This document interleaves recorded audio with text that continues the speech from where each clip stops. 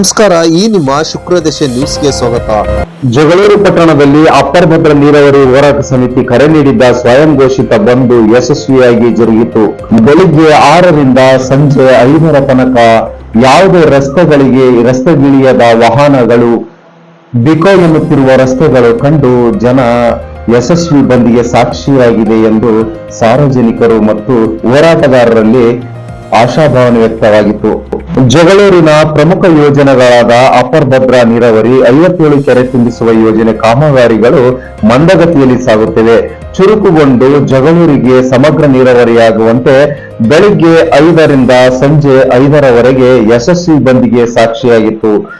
ಕ್ಷೇತ್ರದ ಶಾಸಕ ಬಿ ದೇವೇಂದ್ರಪ್ಪರವರು ಯಶಸ್ವಿ ಬಂದ್ ಕುರಿತು ಪಟ್ಟಣದ ಗಾಂಧಿ ವೃತ್ತದಲ್ಲಿ ನಡೆದಿದ್ದ ವೇದಿಕೆ ಕಾರ್ಯಕ್ರಮವನ್ನು ಕುರಿತು ಮಾತನಾಡಿದರು.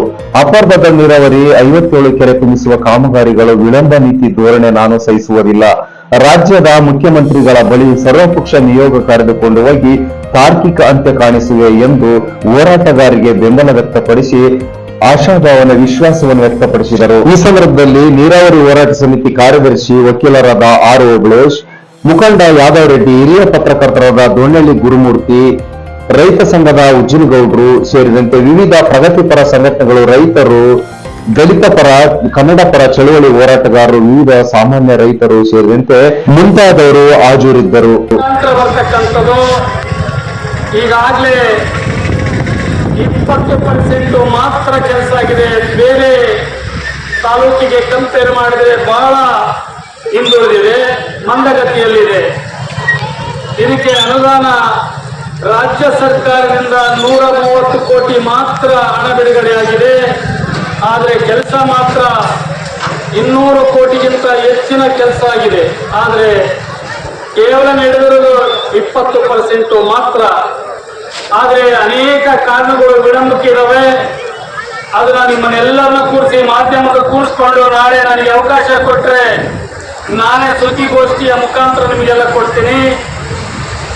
ಈ ಒಂದು ಯೋಜನೆ ಬೇರೆ ಬೇರೆ ಗುತ್ತಿಗೆದಾರರು ಮಾಡ್ತಾ ಇದ್ದಾರೆ. ಬಟ್ ನಮ್ಮ ಜಗಳೂರು ಈ ಒಂದು ಭದ್ರಾ ಯೋಜನೆಯನ್ನು ಮೆಗಾ ಇಂಜಿನಿಯರಿಂಗ್ ಇನ್ಫ್ರಾಸ್ಟ್ರಕ್ಚರ್ ಲಿಮಿಟೆಡ್ ಹೈದರಾಬಾದ್ನವರು ಮಾಡ್ತಾ ಇದ್ದಾರೆ. ಹಾಗಾಗಿ ಅವರಿಗೆ ಇದು ಒಂದು ಕೇವಲ ಕರ್ನಾಟಕ ರಾಜ್ಯ ಸರ್ಕಾರದಿಂದ ಮಾತ್ರ ಬಿಡುಗಡೆಯಾಗಿದೆ. ಇದು 1300 ಕೋಟಿ ಯೋಜನೆ. ಈಗ ಕೊಟ್ಟಿರೋದು 130 ಕೋಟಿ ಮಾತ್ರ. ಅದು ಕರ್ನಾಟಕ ಸರ್ಕಾರ. ಇನ್ನು ಇದು ಕೇಂದ್ರ ಸರ್ಕಾರಕ್ಕೆ ಯೋಜನೆಗೆ ಒಳಪಟ್ಟಿದೆ ಅನ್ನಂತ ಮಾಹಿತಿಗಳು ಹಿಂದೆ ಬಂದಿದ್ದು. ಆದರೆ ಇದುವರೆಗೂ ನಾನು ಸಂಬಂಧಪಟ್ಟ ಇಲಾಖೆಯ ಇಂಜಿನಿಯರ್ಗಳನ್ನ, ಗುತ್ತಿಗೆದಾರರನ್ನ ಕೇಳಿದಾಗ ಯಾವುದೇ ಕೇಂದ್ರ ಸರ್ಕಾರಕ್ಕೆ ಯೋಜನೆ ಬಂದಿಲ್ಲ. ಹಾಗಾಗಿ ನಾನು ಸಂಬಂಧಪಟ್ಟ ನೀರಾವರಿ ಸಚಿವರಾಗಿರ್ತಕ್ಕಂಥ DK ಶಿವಕುಮಾರ್ ಮತ್ತು ಮುಖ್ಯಮಂತ್ರಿಗಳಾಗಿರ್ತಕ್ಕಂಥ ಸಿದ್ದರಾಮಯ್ಯರಲ್ಲಿ ನಾನು ಈ ವಿಚಾರವಾಗಿ ಪ್ರಸ್ತಾಪ ಮಾಡಿದಾಗ ನಾವು ಸಹ ಕೇಂದ್ರವನ್ನ ಆ ಕಡೆನೆ ನೋಡ್ತಾ ಇದೀವಿ. ಅವರಿಂದ ಒಂದು ಬಿಡಿಗಾಸು ಬಂದಿಲ್ಲ. 5300 ಕೋಟಿಗಿಂತ ಹೆಚ್ಚಿನ ಅನುದಾನವನ್ನ ಕೊಡ್ತೀವಿ ಅಂತ ಹೇಳಿ ಒಂದು ಪೈಸಾನು ಕೊಟ್ಟಿಲ್ಲ. ಆದರೆ ನಾವೇ 57 ಇವತ್ತೇನು 5 ಗ್ಯಾರಂಟಿಗಳ ಜೊತೆಗೆ 54,000 ಕೋಟಿ ಕರ್ನಾಟಕ ರಾಜ್ಯದ ಜನತೆಗೆ ಕೊಡೋದ್ರ ಜೊತೆಯಲ್ಲಿ ಈ ಒಂದು ಅಪ್ಪರ್ ಭದ್ರಾ ಯೋಜನೆಯನ್ನು ಇಟ್ಕೊಂಡು ನಾವು 130 ಕೋಟಿಯನ್ನ ಜಗಳೂರಿಗೆ ಬಿಡುಗಡೆ ಮಾಡಿದ್ವಿ. ಖಂಡಿತವಾಗ್ಲೂ ನಮಗೆ ಇಚ್ಛಾಶಕ್ತಿ ಇದೆ. ಸಂದರ್ಭ ಬಂದ್ರೆ ನಾವು ಯಾವ ಪಕ್ಷ ಭೇದ ಇಲ್ಲದೆ ಸರ್ವ ಪಕ್ಷದ ನಿಯೋಗವನ್ನ ಕೇಂದ್ರಕ್ಕೆ ಕೊಂಡೊಯ್ಯೋಣ ಅನ್ನಂತ ಮಾತನ್ನು ಆಡಿದ್ದಾರೆ. ಹಾಗಾಗಿ ದಯಮಾಡಿ ನನ್ನ ಮೇಲೆ ಭರವಸೆ ಇಡಿ. ನಾನು ಇವತ್ತು ಶಾಸಕನಾಗಿ ನಾನು ಎಲ್ಲಿಂದನೂ ಬಂದಿಲ್ಲ. ನಾನು ಇಲ್ಲಿ ಹುಟ್ಟಿ ಬೆಳೆದಂಥವನೇ. ನಾನು ಕಡು ಬಡತನದಿಂದ ಬಂದಂಥವನು. ರೈತರ ನಾಡಿ ಮಿಡಿತ ಗೊತ್ತು, ಕೂಲಿ ಕಾರ್ಮಿಕರ ನಾಡಿ ಮಿಡಿತ ಗೊತ್ತು, ಬಡಬಗ್ಗರ ನಾಡಿ ಮಿಡಿತ, ಪ್ರತಿಯೊಬ್ಬರ ಜೀವನ ನಾನು ಬಲ್ಲೆ.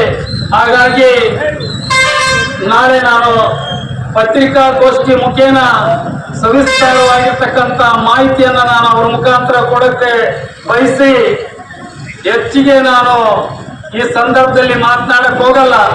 ಕಾರಣ ನೀತಿ